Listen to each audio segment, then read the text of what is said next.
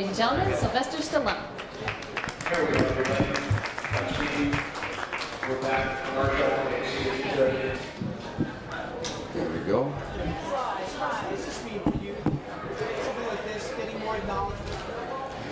Well, this is it's very interesting because I don't see it as having any kind of political intentions. It just seems it comes as a very refreshing award from the real grassroots level. It's from the people that walk into the shop and really have no other vested interest just than to express their opinions, and quite honestly, they don't know me, probably will never meet me, so I consider they're voting me this to be a real highlight, a real benchmark in my life.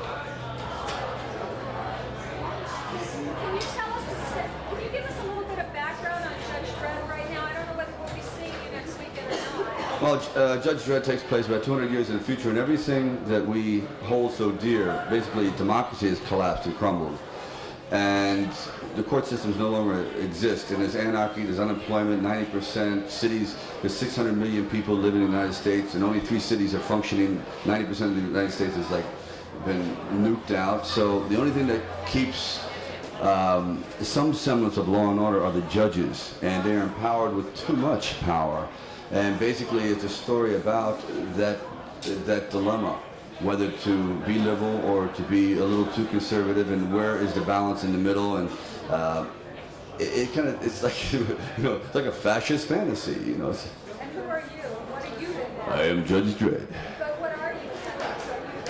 Well, see, the thing, it starts out, and I wouldn't even exactly call him fascist. He is born into law and order. There is no gray area. And then he is convicted of a crime, falsely so. And now he's on the other side of the law, and he realizes that the system that he's been protecting is not so flawless. That suit did not look too comfortable. That's Suits. My little Lycra ballet outfit. Yeah, I joined the Bolshoi right after that. That was a tough one. That was Rash City. That was a... Plus, yes.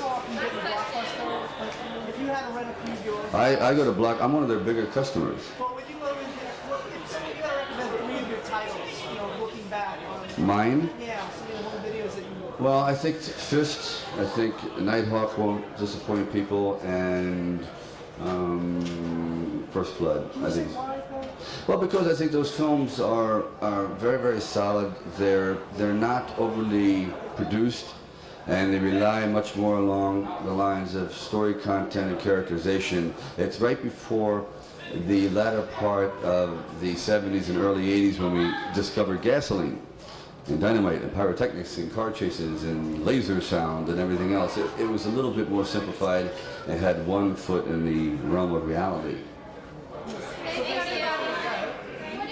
All right, one last one. are you jazz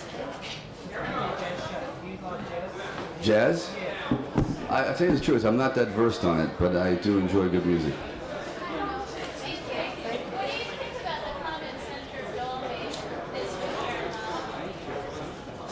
It's America. Everyone's entitled to their own opinion. Not that I agree to it, but that's our right. Thank you. Okay, bye-bye. Thank you very much. One.